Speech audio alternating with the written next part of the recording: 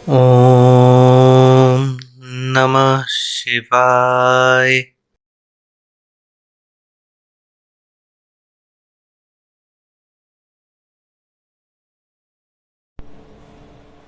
नमस्कार, आपका चैनल पर स्वागत है। आज हम 12th क्लास का पाठ रघुवीर सहाय द्वारा रचित कविता कैमरे में बंद अपाहिज पढ़ने जा रहे हैं।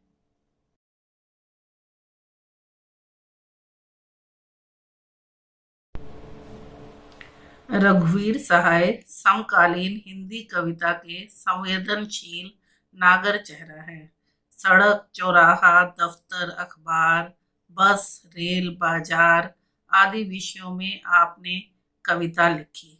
कविता को आपने एक कहानीपन, एक नाटकीय वैभव दिया। अधिकतर आपने बातचीत की शैली में लिखा है और खूब लिखा है। प्रस्तुत कविता कैमरे में बंद अपाहिज उन लोगों की ओर इशारा करती है जो दुख दर्द, यातना, वेदना को बेचना चाहते हैं।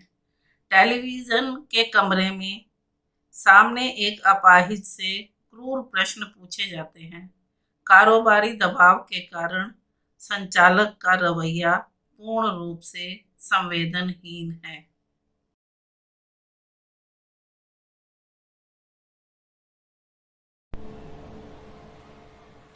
हम दूरदर्शन पर बोलेंगे, हम समर्थ शक्तिवान, हम एक दुर्बल को लाएंगे एक बंद कमरे में। उससे पूछेंगे, तो आप क्या अपाहिज हैं? तो आप क्यों अपाहिज हैं? आपका अपाहिजपन तो दुख देता होगा, देता है। हम तो बताइए, आपका दुख क्या है? जल्दी बताइए, वह दुख बताइए, बता नहीं पाएगा। प्रस्तुत पंक्तियों में कवि कहना चाहते हैं, दूरदर्शन के संचालक अपने आप को शक्तिमान समझते हैं, समर्थ समझते हैं और सोचते हैं कि वो एक दुर्बल को भी दूरदर्शन के कैमरे पर लाकर उसको शक्तिशाली बना सकते हैं, उसको यश प्रदान कर सकते हैं। इसी सिलसिले में वो एक अपाहिज व्यक्ति का साक्षात्कार दूरदर्शन के कैमरे के सामने लेते हैं। इस अपाहिज व्यक्ति से पहला प्रश्न ही अत्यधिक क्रूर प्रश्न पूछा जाता है। उससे पूछा जाता है, क्या आप अपाहिज हैं? फिर उससे पूछा जाता है, आप क्यों अपाहिज हैं? भला कोई अपाहिज व्यक्ति बता सकता है कि वो क्यों अपाहिज है? लेकिन ये प्रश्न पूछा जाता है। आपका अपाहिजपन आपको दुख देता है। अब उससे ये प्रश्न पूछना कि कोई अपाहिज व्यक्ति से यह कहना कि क्या वो अपाहिज होकर उसको दुख है, तो निश्चित रूप से दुख है। लेकिन फिर भी उससे ये प्रश्न पूछा जाता है। सिलसिला यहीं पर ही खत्म नहीं होता। संचालक कैमरामैन से कहते हैं कि इस अपाहिज का चित्र दूरदर्शन के पर्दे पर बड़ा बड़ा दिखाओ। हाँ, तो बताइए, आपका दुख क्या है? अगला प्रश्न भी बड़ा बेतुका है, लेकिन पूछा जाता है।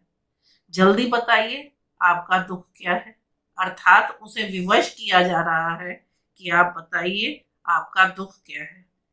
अपाहिज इन सब बेतुके और क्रूर प्रश्नों को सुनकर हैरान है और कुछ बोल नहीं पाता।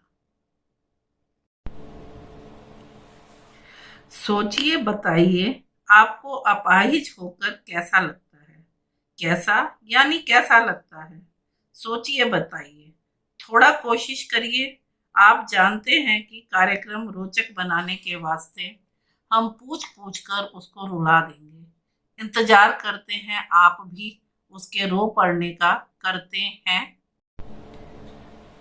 इन पंक्तियों की व्याख्या कुछ इस प्रकार है। कार्यक्रम का संचालक अपाहिज से बोलता है, सोचिए, बताइए, आपको अपाहिज होकर कैसा लगता है? तो बहुत बहुत बेतुका प्रश्न, और इस बेतुके प्रश्न को सुनकर अपाहिज भी हैरान है और कह उठता है, कैसा? अर्थात कैसा, बताइए आपको अपाहिज होकर कैसा लग रहा है। अपाहिज कुछ बता नहीं पाता तो उसे इशारा करके बताया जाता है कि क्या आपको अपाहिज होकर दुख हो रहा है, सोचिए, बताइए। फिर वही प्रश्न पूछा जाता है, कोशिश करिए बताने की। अगर आप अभी नहीं बता पाएंगे तो अवसर खो देंगे। आपको एक सुनहरा अवसर मिला है पर्दे पर अपने आप को सिद्ध करने का, अपने आप के लिए यश प्राप्त करने का। संचालक जानते हैं कार्यक्रम को रोचक बनाने के वास्ते ये सब करना जरूरी है, और वह कुछ इस प्रकार से अपाहिज से बार बार प्रश्न पूछ रहा है कि अपाहिज रो पड़े। और इस प्रोग्राम को देखने वाले, इस कार्यक्रम को देखने वाले दर्शक भी इंतजार कर रहे हैं कि कब अपाहिज रोएगा, और जब वो रोएगा तो निश्चित रूप से वो भी रोएंगे। क्यों? क्योंकि इस संसार में सब कुछ बिकता है। करुणा भी बिकती है, दुख भी बिकता है, वेदना भी बिकती है, और दूरदर्शन के विभिन्न कार्यक्रम इस प्रकार के प्रोग्राम भी देते हैं। फिर हम पर्दे पर दिखलाएंगे फूली हुई आंख की एक बड़ी तस्वीर, बहुत बड़ी तस्वीर, और उसके होठों पर एक कसमसाहट भी। एक और कोशिश, दर्शक धीरज रखिए, देखिए हम दोनों एक संग रुलाने हैं, आप और हम। कैमरा बंद करो, नहीं हुआ रहने दो, पर्दे पर वक्त की कीमत है। अब मुस्कुराएंगे हम, अब देख रहे थे सामाजिक उद्देश्य से युक्त कार्यक्रम, बस थोड़ी कसर रह गई। धन्यवाद।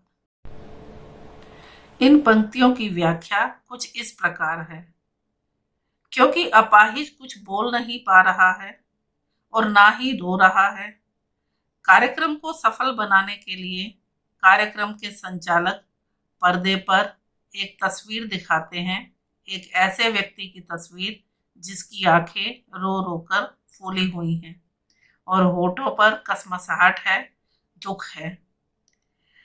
फिर वो कोशिश करते हैं कि उस अपंग व्यक्ति के दुख को इस तस्वीर के द्वारा दिखाया जा सके, और दर्शक भी धीरज बांधकर बैठे हैं कि हो सकता है इस तस्वीर को ही देखकर अपाहिज रो पड़े, और वो रोएगा तो निश्चित रूप से दर्शकों को भी दुख होगा, और यही कार्यक्रम की सफलता भी है।